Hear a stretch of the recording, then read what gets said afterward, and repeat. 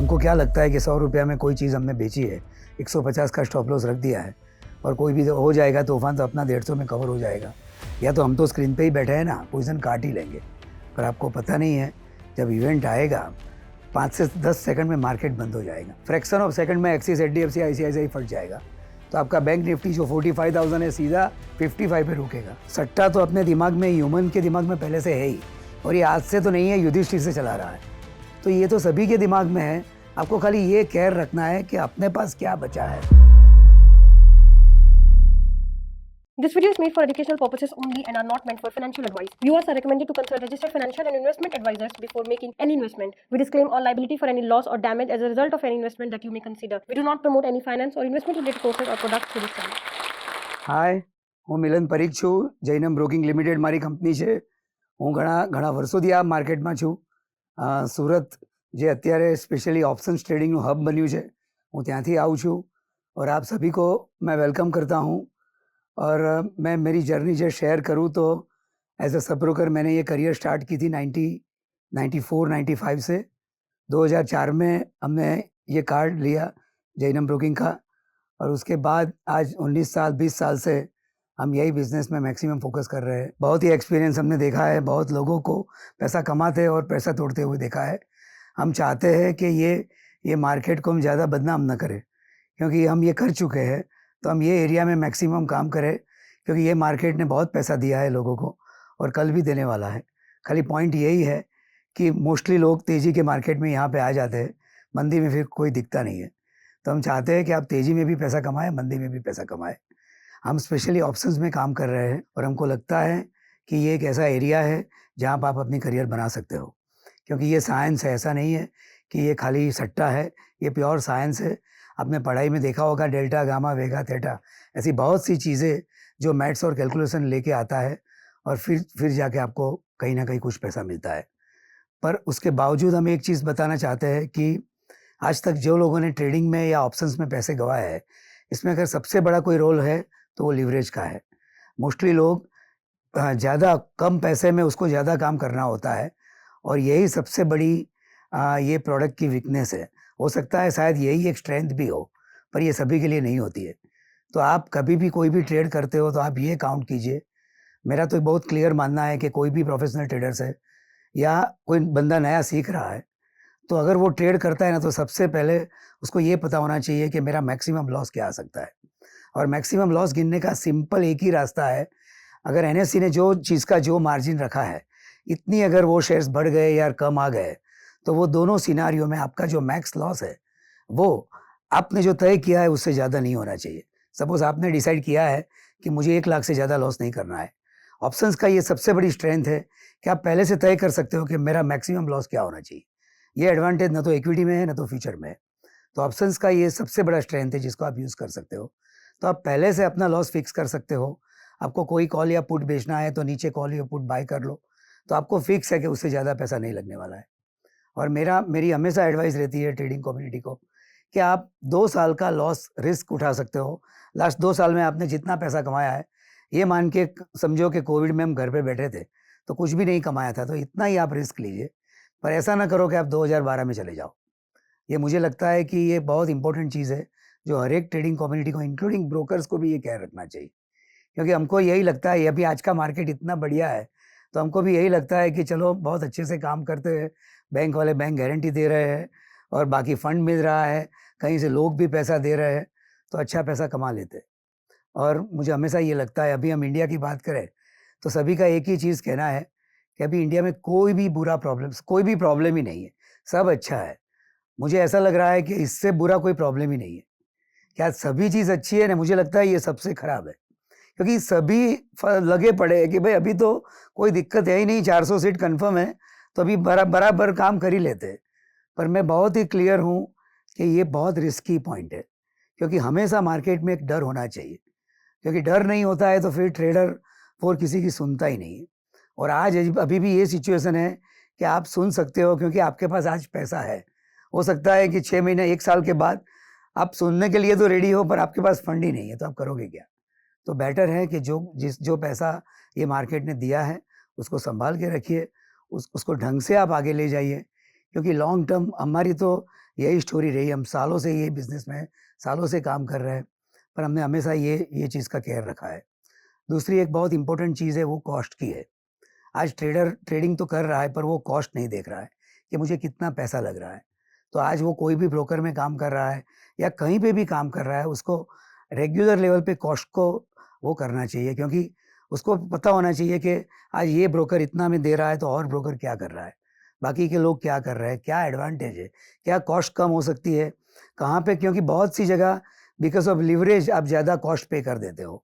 एक चीज़ समझ लो, आप जब कमाते हो तभी भी कॉस्ट लगती है, जब नुकसान करते हो तभी भी कॉस्ट लगती है। तो आपने 10 रुपया कमाया है, आपके हाथ में 9 रुपया आएगा, और आपने 7 रुपया लॉस किया, आपका 8 रुपया जाएगा। तो ये काउंटिंग बहुत ही ज़रूरी है जब भी आप ट्रेड करते हो तो।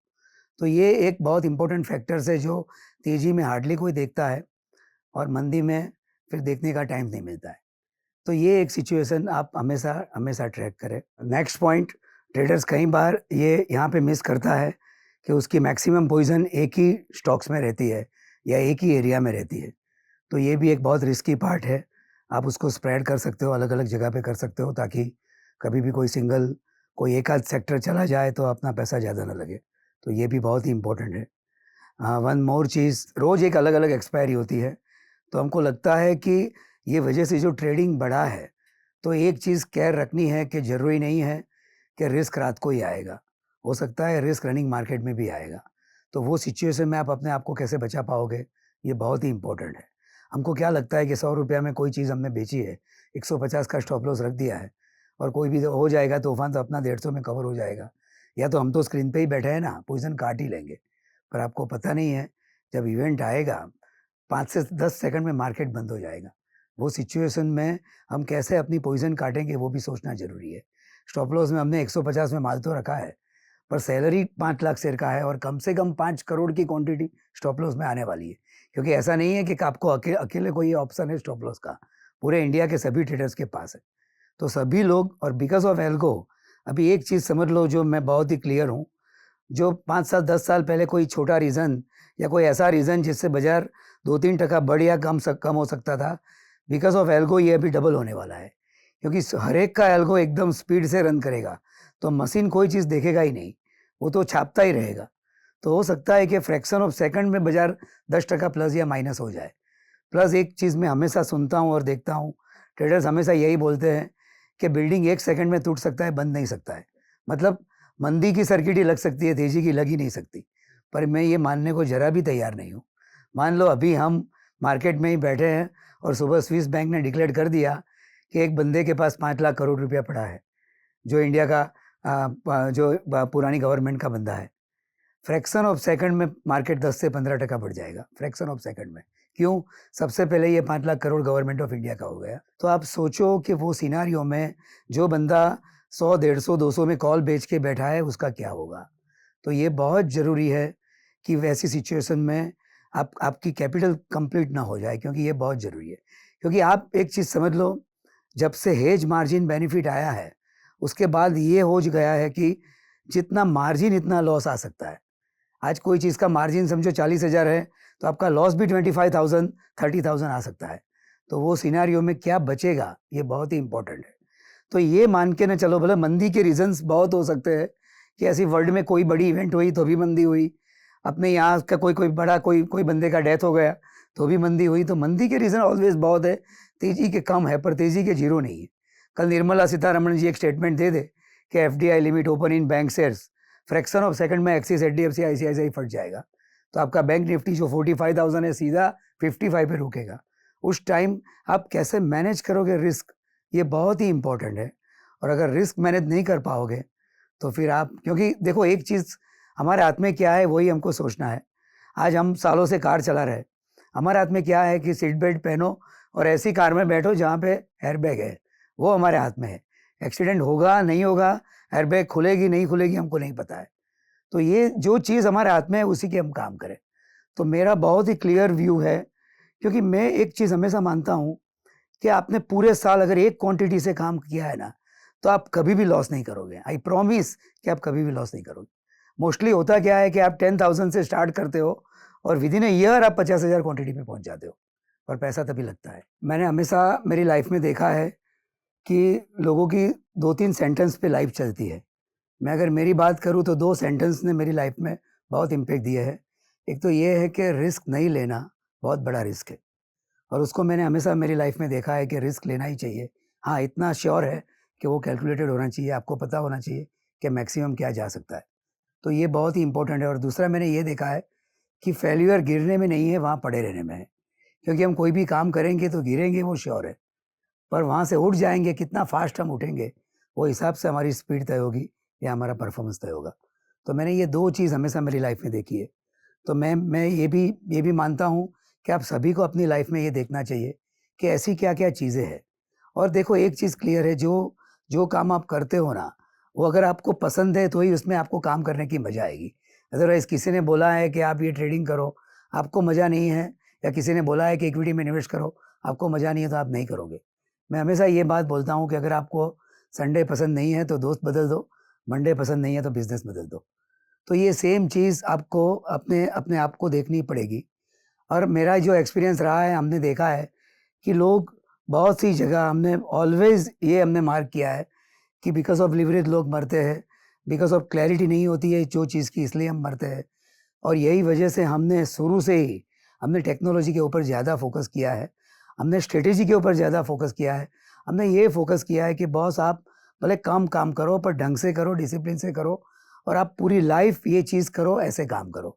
ये ऐसा नहीं है, क्योंकि देखो फंडामेंटली सट्टा तो अपने दिमाग में, ह्यूमन के दिमाग में पहले से है ही, और ये आज से तो नहीं है, युधिष्ठिर से चला रहा है। तो ये तो सभी के दिमाग में है। आपको खाली ये केयर रखना है कि अपने पास क्या बचा है, या अपने पास क्या चीज़ है जिसका हम रिस्क ले सकें।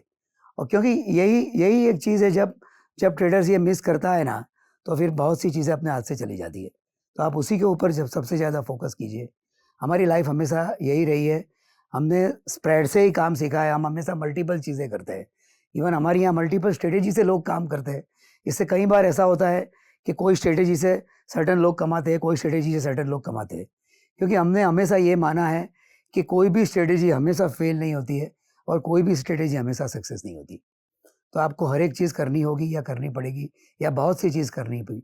दूसरा, हमने बहुत से ट्रेडर्स को ये देखा है कि end of the day market ख़त्म होता है, वो ऑफ़िस-वॉफ़िस सब बंद करके बैग लेके निकल जाता है। हम ये चाहते हैं कि ये 3-4 घंटा जो आपके पास है, इसमें आप आज के दिन का पूरा ट्रांज़ैक्शंस देखिए। वो देखिए कि आज कहाँ मिस आउट हुआ। वो भी देखिए कि क्या ऑप्शंस था जो मैं कुछ और भी कुछ सोच सकता था, या वर्ल्ड मार्केट में और क्या चल रहा है, इवन इंडिया में और क्या चल रहा है। बहुत से लोग, भाई क्यों काम करना, क्यों रात की नींद खराब करनी, पर ऐसा नहीं रखो। एमसीएक्स भी एक अलग ऑप्शन है, करेंसी भी एक अलग ऑप्शन है, और इक्विटी भी एक अलग ऑप्शन है। तो आप सभी को एक साथ देख सकते हो, क्योंकि जब आपको प्रोफेशनल ट्रेडर्स बनना है या वो एरिया में ज़्यादा काम करना है, तो आपको हमेशा अपनी आंखें और कान खुले रखने पड़ेंगे, ताकि आप दुनिया क्या कर रही है वो भी एक बहुत इंपॉर्टेंट फैक्टर्स है। आज मोर देन 8000 ट्रेडर्स जो है, जो प्रोफेशनली हमारे साथ जुड़े हैं, और बहुत अच्छा अपना खुद का भी करियर बना रहे हैं, और हमको भी उसका एडवांटेज दे रहे हैं। और उसी को आगे ले जाने के लिए हम हर साल एक इवेंट करते हैं, जो अभी आएगी मार्च महीने में, 15-16 मार्च को, IOC 05। तो बहुत से लोग अगर साथ में होते हैं तो बहुत एडवांटेज मिलते हैं। कई बार हम 10 स्टॉक्स में काम करते हैं तो ये मिस आउट रह जाता है, 1-2 स्टॉक्स में कोई मूवमेंट होती है तो अगर ग्रुप में कोई बंदे हैं तो सब अपने आप के कुछ ना कुछ करते हैं।